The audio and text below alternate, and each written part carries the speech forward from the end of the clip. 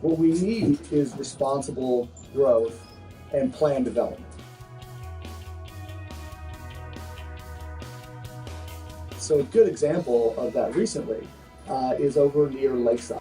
Originally, so they wanted to take this 30 some odd acre piece of land and put this development in there. The citizens in Lakeside balked at it. They were very concerned. It's going to, Lakeside floods already. This is going to increase our flooding. This is bad. It's going to increase traffic. But the developer and the city worked together to solve that problem.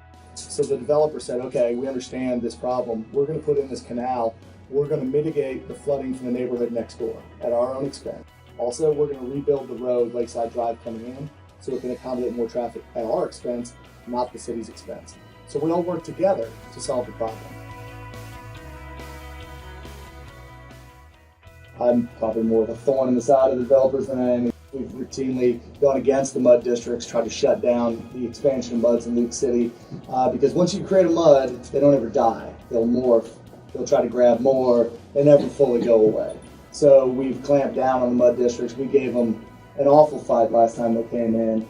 We've tried every step of the way to make sure that when you're developing something in League City, it's going to be first class. We're going to plan for the future. Let's not create the issues that we have in some of our older subdivisions now. Let's take the steps and create, better subdivisions.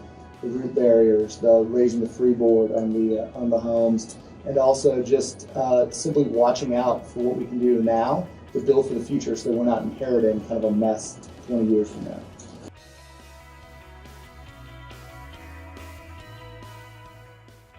When I got on city council, we were not fixing the sidewalks. So we're approximately about $5 million behind on sidewalk repairs. Since that time, we've invested over $1 million a year to fix the sidewalks. But then we look at, okay, why are we spending this much to fix these sidewalks? Take South Shore, for example. Looks great. Those big oak trees look fantastic. However, the developers plant those big oaks too close to the sidewalk. It looks good when they're selling the home. Then the knots come up, it buckles the sidewalks.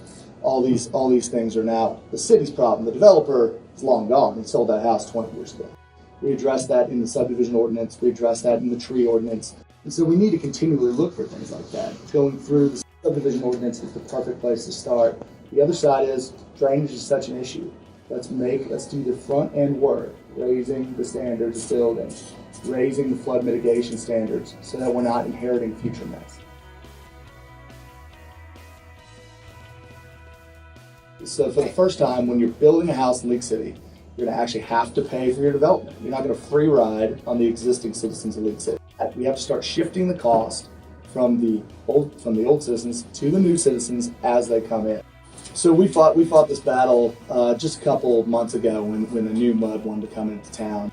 And if you take a look at who in the state of Texas still issues muds, the highly desirable areas of Texas, they don't use muds anymore.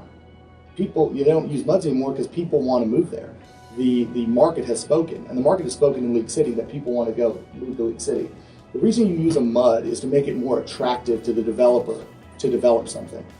Our problem is not getting people to build houses in League City.